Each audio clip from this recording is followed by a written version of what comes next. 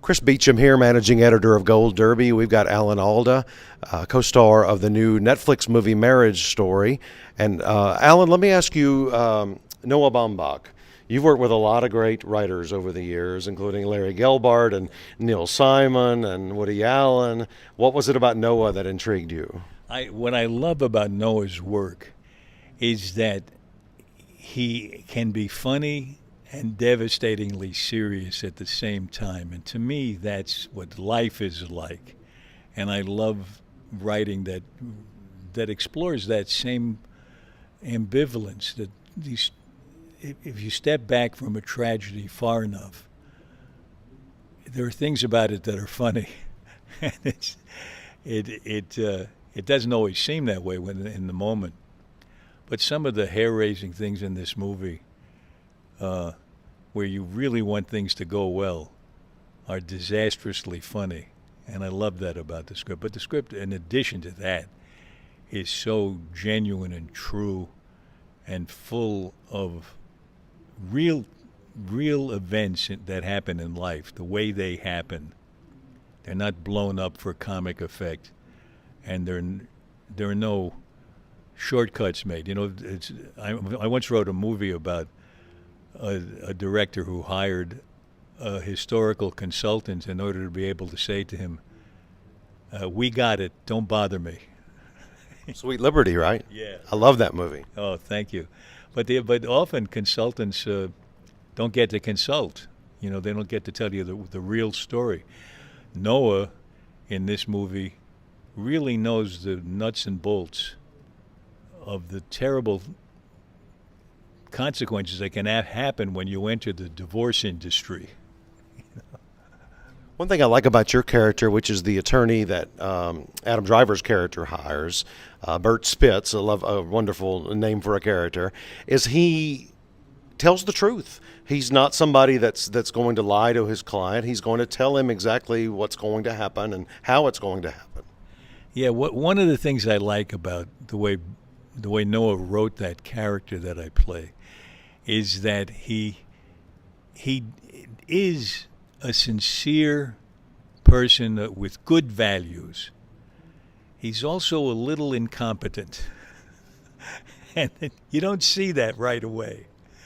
But he's not as strong as he should be as the lawyer for this guy who's now up against a cutthroat lawyer, which is often what happens in what I've come to think of as the divorce industry, where you don't want to fight, but you wind up in trench warfare. Your character wears the sweater and is kind of a easygoing kind of a guy. How did you prepare to play somebody like that? You know, it's very interesting. Sometimes I understand who the character is by the clothes he's wearing. And at other times I get big, fat clues from the set. And when I went in and saw the set, they were real offices in a shabby neighborhood, as I remember. But most of all, his office seemed so crappy to me that I got the impression this guy's heart is in the right place, but he's not doing very well. And I wonder if there's a reason for that.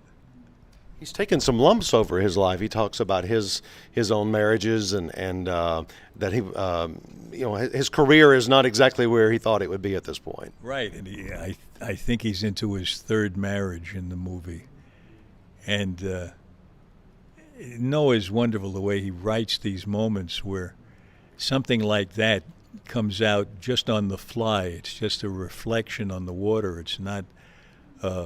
He doesn't make a big deal out of it.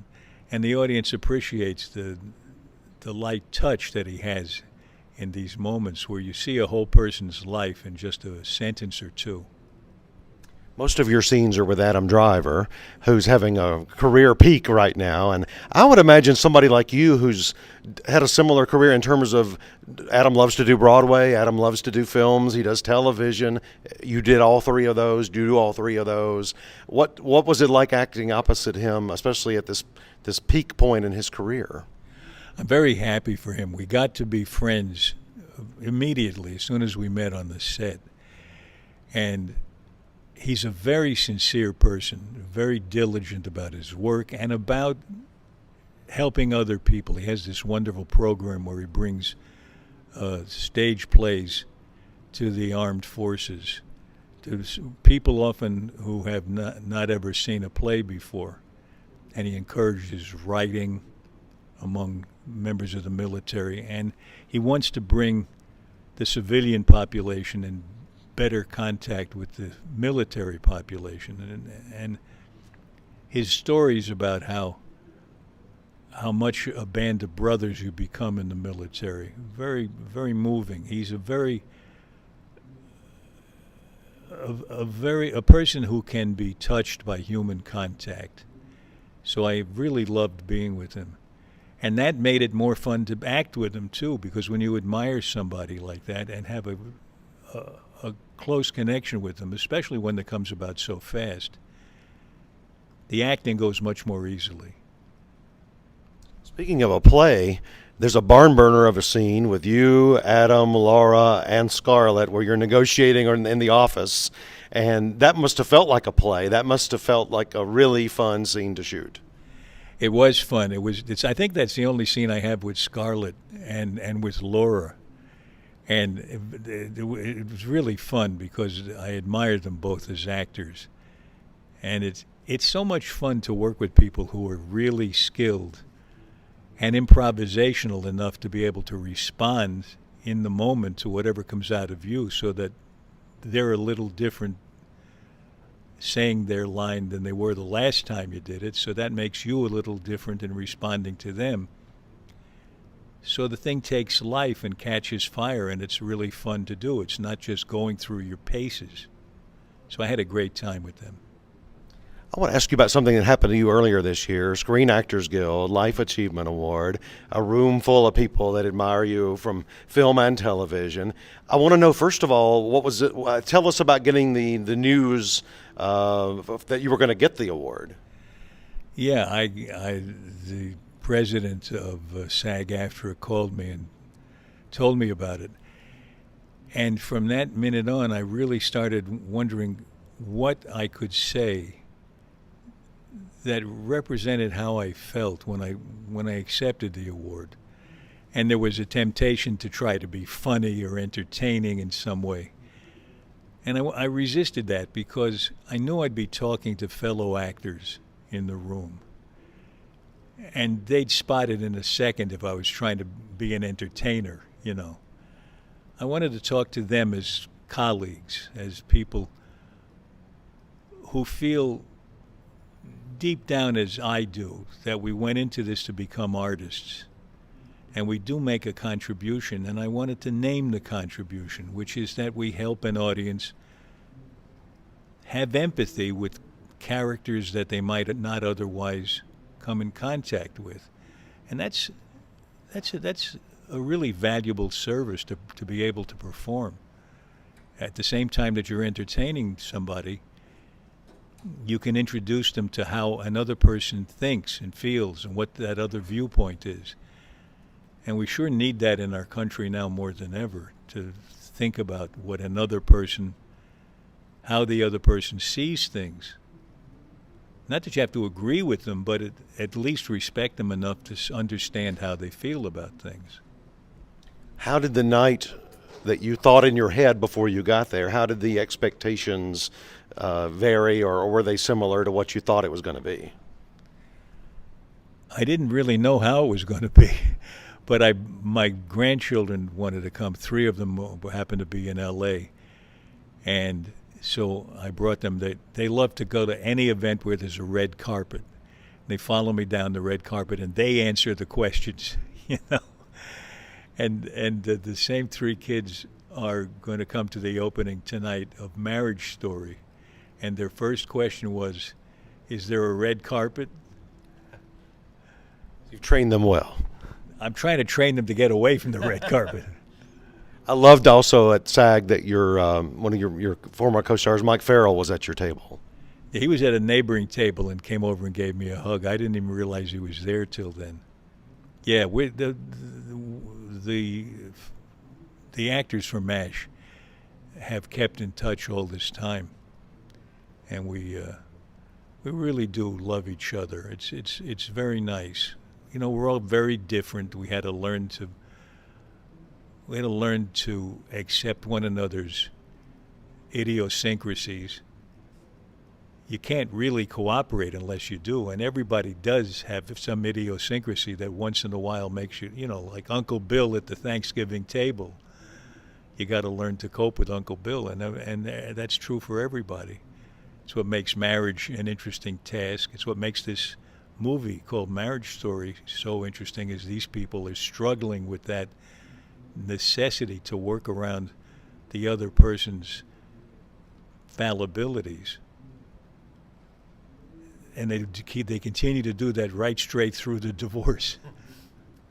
I didn't want to ask a bunch of MASH questions because I asked a few last time. You were with me on a web chat a few years ago. But one person I wanted to ask about that I've not before, Harry Morgan, who played one of the craziest characters ever on MASH as a guest star. Yeah. You must have all liked him so much, because then when you had that opening for your commander, you bring him in as a totally different, down-home, by the book, but friendly. What was he like? Because I think he defines what SAG would define as just being one of those actors.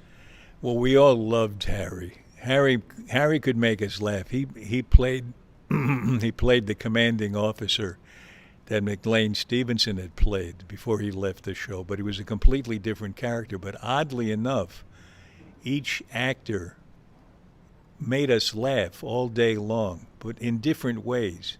McLean would invent riffs and improvise for hours at a time on some crazy thing that he was making up, and we'd fall down laughing. Harry would make us laugh by just cocking his eyebrow or something like that, you know, just an attitude he had about things. But he was such a good guy, and we really loved Harry. We were all really sorry to see him go. Speaking of your other cast members, your podcast, Clear and Vivid, I listen to it all the time. You had several of your cast members from MASH on earlier this year. Yeah, that was one of our most popular shows. We got together electronically from different parts of the country, and we picked up right where we had left off. You know, we do try to see one another, having a dinner maybe once a year if possible. But this was really devoted to memories of MASH, and really because the podcast is about relating and communicating with other people, it was important to me to get us all to talk about how we found a way to be a company together, what brought us together as people. And we deliberately did that on MASH. And so the podcast on Clear and Vivid was both a good example of how you can get together with people and work and cooperate well together. It was a combination of that and fun for us to remember the times that we had together. So that was really, I was glad we did that. So many of them, and so many on your podcast, the episodes that you have are different from each other. They are, because this business of relating to somebody and having to communicate well with another person really affects us in every field of endeavor in our lives. Every job we have requires communicating, relating, being a parent, being a friend or a lover, or being a boss or being an employee, part of a team. We all have different tasks to learn. So we have comedians like Sarah Silverman, who has a wonderful story, an amazing story of communicating with somebody who insulted her terribly on Twitter. And instead of blocking him or doing a tirade at him, she looked up his profile and found out that he was in terrible pain from a back problem. And she realized his anger was probably coming from that. And she wrote back to him and said, "I'm in pain in my back too, but why don't you try to talk from a place of love?" He answered her back and said, "I can't speak from a place of love. That was ripped out of me as a boy by a man who abused me." She then found a way for him to get therapy for free. He took the therapy, it changed him. They're now good friends and they communicate regularly by message.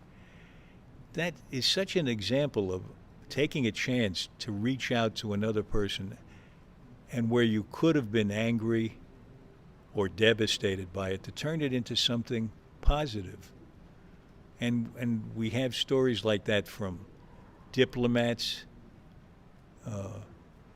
scientists who have studied it, scientists who have studied apes and give us lessons about it. It's really fascinating. And this next season we're going to have Tom Hanks, Paul McCartney, Conan O'Brien. It's just wonderful people that are really fun to listen to. We're an awards website. I wanted to ask you a couple of awards questions.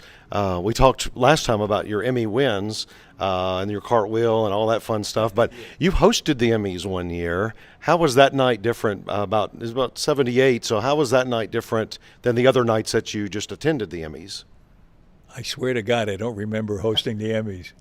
I think I co-hosted the Oscars one night. I was going to ask you that next. Yeah, well, I can't remember the Emmys. You just had too long a career. I went back and watched it, and it was a very fun night. Oh, I'm glad it worked out okay. That's good. The Oscars was really weird because we couldn't get the audience to be quiet to do the show. They were standing around in the aisles chatting with each other, you know. So finally,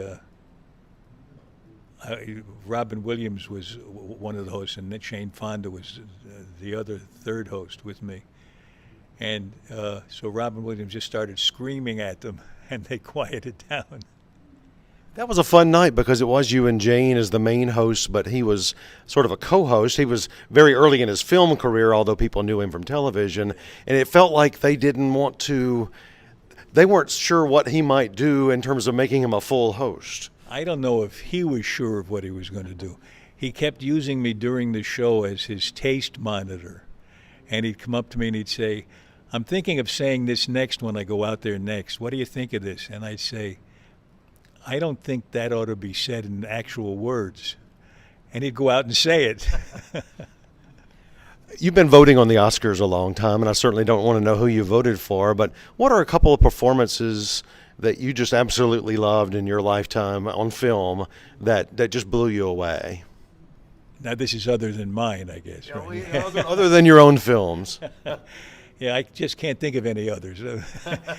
No, I've always admired Anthony Hopkins' work. And, you know, people often ask me, this is not exactly what you're asking me, but it's related. People often ask me who my favorite actor is. But all of us have good moments and weak moments. And what I remember about other actors is specific moments that really move me or especially hard to understand how they were able to do such a thing. And that, I think that's probably true about the way I feel about actors who have given performances that won Oscars as well. Well, we're going to wrap up, but I wanted to tell you, we mentioned Sweet Liberty. That's one of my favorites, that one you directed and wrote and starred in. But one, we just mentioned Jane Fonda, I don't think ever gets enough credit, is Neil Simon's California Suite. That was a wonderful movie, and the two of you together was just perfect. Yeah, it was fun doing that. I got a surprise toward the end of that movie.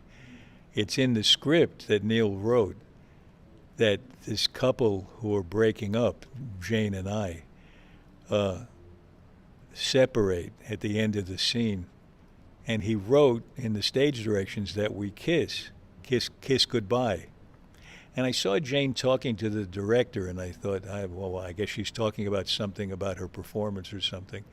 So we're on camera, the camera's turning, we get to the end, and I reach out to kiss her, and she sticks out her hand to shake hands instead. As a surprise not only to the character but to me. I didn't know this was going to happen. And of course she made a good choice, because it's kind of odd to kiss goodbye when you're breaking up for good. but they both decided to do it as a surprise to see how I reacted. And I think my reaction was something like, in my head, I was thinking, well, you could have told me. It would have been okay. Well, that's why I wanted to bring it up at the end to bring us full circle, because when I was watching Marriage Story, Breaking up, are we? no, we're not. Well, I don't know that we'll see each other again today, but when I was watching Marriage Story, I was thinking about your segment of California Suite and how there were some similarities there in the ugliness between the two as they're trying to work things out. Yeah, I think this movie really shows how hard you have to cooperate. Even harder when you get a divorce than while you're married. And if you can't find a way to do that, it does get ugly, and it can hurt everybody's life. But what's wonderful to me and amazing, and I don't quite know how he did it, Noah Baumbach managed to tell this story of a breakup, which nobody feels totally comfortable watching. And at the same time, it remains a love story. You're still rooting for them, and you still feel good for them at the end of the movie. And that's an amazing accomplishment, I think. Well, everybody go see Marriage Story and listen to Clear and Vivid online and on your podcast. And thank you for watching. Thank you, Alan Alda. Thank you. Very nice to talk to you.